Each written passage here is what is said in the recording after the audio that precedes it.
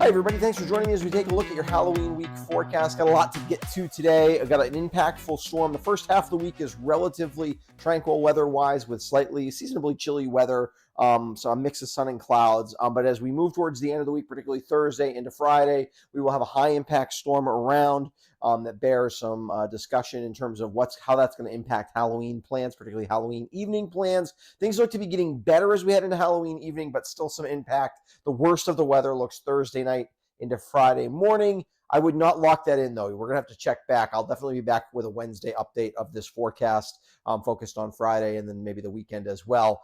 This forecast, and because it will have some impact on what's going on. As we take a look at satellite imagery, we can see one storm that is currently over the southeastern part of the United States. This system is going to ride out to sea south of us and not really impact our weather.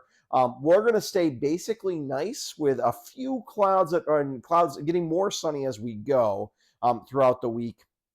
It's this energy here in the northwest that's going to dive down into the overall trough here and develop a much stronger storm that's going to move more west of us and really bring in a very strong fetch of Atlantic moisture. It's going to drop a lot of rain, bring some wind, have some wind on the backside of it, and have a little bit of interaction with Hurricane Melissa, which is down here in the Western Caribbean, became a Cat 5 hurricane today. The storm itself, what's left of it, is going to go way out to sea. But it could enhance the moisture a little bit. We'll talk about that towards the end of the forecast, the tropical implications, and kind of how Melissa is right down in the spot where we get some of our strongest hurricanes ever in the Atlantic Ocean have been. It's in a spot that just tends to be, and it is not unusual for it to happen later in the season. The water tends to get real warm there, and things can tend to get kind of perfect for rapid development. Melissa is going to be a big problem in the Caribbean, particularly Jamaica and then Cuba. But mostly for us, it's just going to be how much moisture does it help transport over the top of us. Let's take a look at radar. You can see here's our storm to the south. Our system. There's a system to our east as well. That's kind of pulling out and not causing any problems across, except for a few clouds here across southern Vermont today. This system will follow that one out and basically not provide us with any moisture.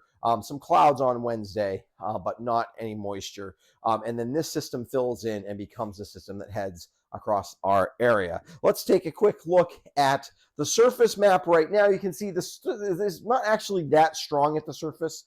Currently, it's more of an upper level system with a little bit of a surface reflection.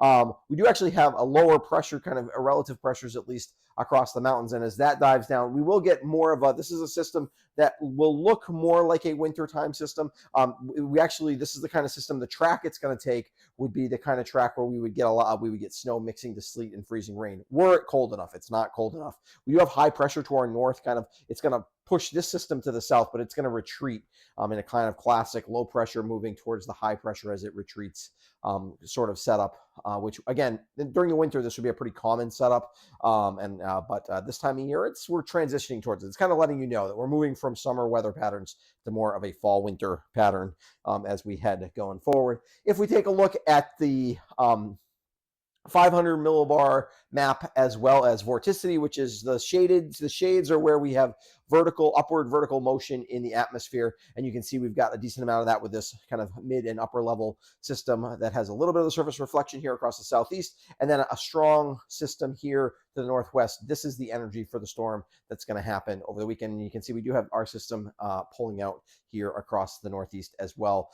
That's just that's giving a little bit of rain to eastern Maine, the very eastern part of Maine, but mostly is exiting New England as we speak. If we take a quick look at this is the overall track. So by Wednesday midday, see that system, the second system is going to be located very similarly to where the system is today. But instead of kind of sliding out to sea, that high pressure to our north is going to be pulling north, and it's going to allow for the low pressure system to ride up mostly west of us. This track is not entirely locked in, and the track this time of year does not matter that much.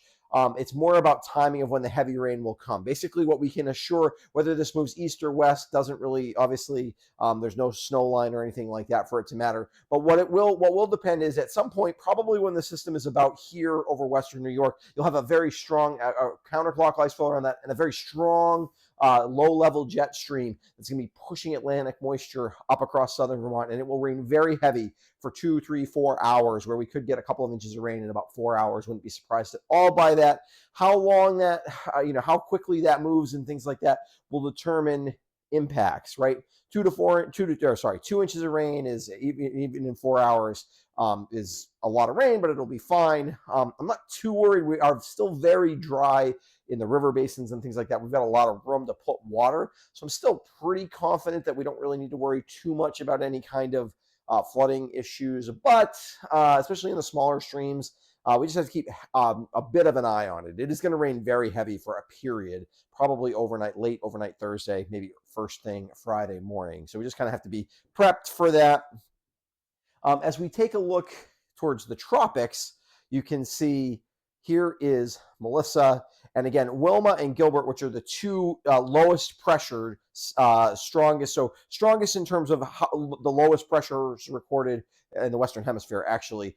Both of them were basically right in this general vicinity. I don't want to pinpoint either of them, but basically south of Cuba, south of Jamaica. And what's going to happen, Melissa's going to turn north and eventually out to sea to our east, but does it kind of help move some moisture, enhance the moisture? And the models have played with different ideas with that. None of them bring any of the core of the system even close to the East Coast.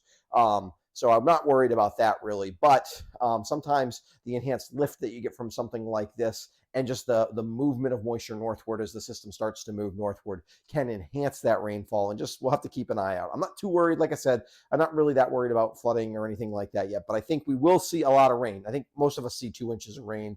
Some of us maybe even up to 3 inches of rain.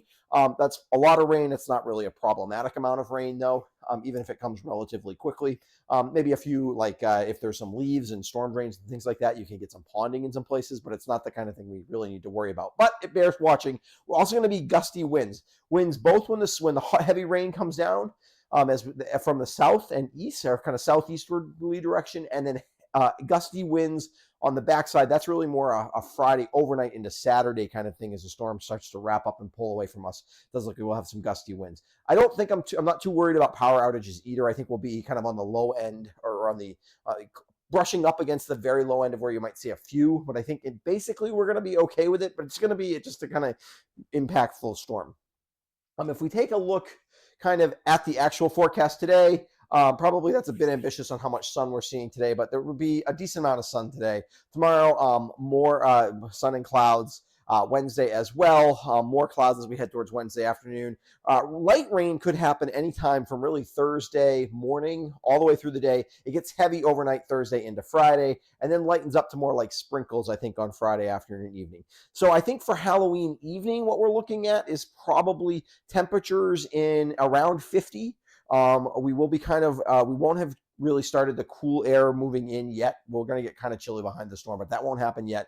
But it could be breezy, and there will be still some sprinkles and showers around. It could be kind of hit or miss. You could get briefly, get briefly rained on pretty good, and then it might stop 5 minutes later. You're going to have to kind of keep an eye on the radar. I wish I had a better definite on what to do on Friday evening for you. I don't think it's going to be a total washout by Friday evening, but it's going to have been very wet that morning. So that's kind of what's going to happen. Let's take a quick look at those Halloween week highlights. Dry the first half of the week with seasonably chilly weather. A major storm impacts the area Thursday night into Friday. Halloween morning will feature heavy rain and some gusty winds with up to 2 inches of rain likely, maybe 3 in some spots. As of right now, it looks like Halloween evening should only feature off and on showers and breezy, but not the gustier winds will hold off until pretty late. Probably guess after midnight, probably on Halloween evening. Again, timing, we have to button that up. But as the timing looks right now, behind the storm on Halloween, it will get windy. Again, not like crazy windy, but 30 to 35 mile an hour wind gusts. Not surprising at all to happen by Saturday morning as we head into next weekend. So that's what things are looking like. I will be back, like I said, Wednesday. I'm going to update this forecast because it's a pretty high impact. I want to give a quick shout out to my patrons. They help support what I do here at the West River Weather Guy. I appreciate them. If you're interested in becoming a patron, there's a link in in the description of this video that tells you how you can do that and what you get as a patron. Also, if you haven't subscribed to my YouTube channel before, I'd encourage you to do so. Helps make sure you don't miss any of my videos. I'll be back Wednesday with an updated look at this forecast. And then I'll be back early Friday morning, or maybe Thursday evening, with a look at the forecast as well. So lots of forecasts this week. Thanks for supporting the channel.